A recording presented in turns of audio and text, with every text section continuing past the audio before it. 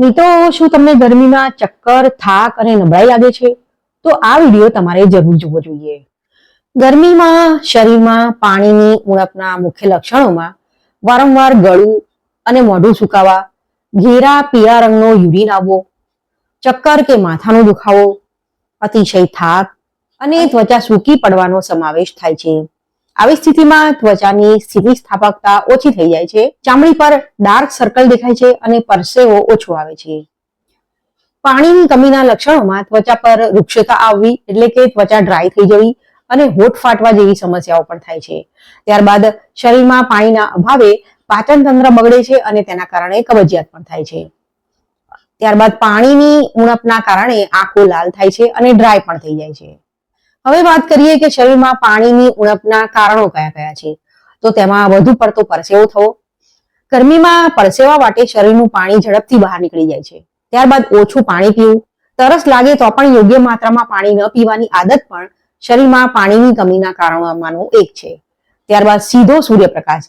બપોરે તડકામાં લાંબો સમય સુધી ફરવાથી પણ શરીરમાં પાણીની ઉણપ થઈ શકે છે. ત્યારબાદ કેફીનનું વધુ પડતું સેવન, એટલે કે ચા કે કોફીનું વધુ પડતું સેવન કરવાથી પણ શરીર ડિહાઇડ્રેટ થઈ જાય છે. તો ચાલો હવે વાત કરીએ કે પાણીની કમીના ઉપાયો શું છે.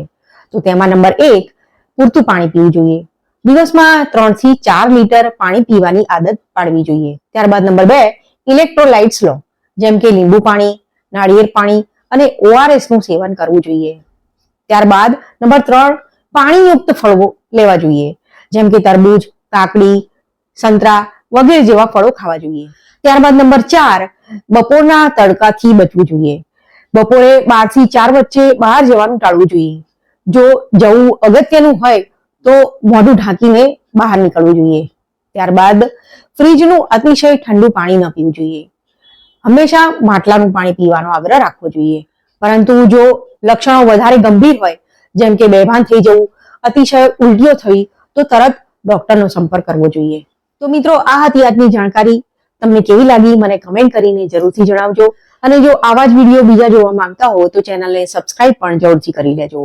વિડીયો જોવા માટે તમારો ખૂબ ખૂબ આભાર. ફરીથી મળીશું, ત્યાં સુધી આવજો.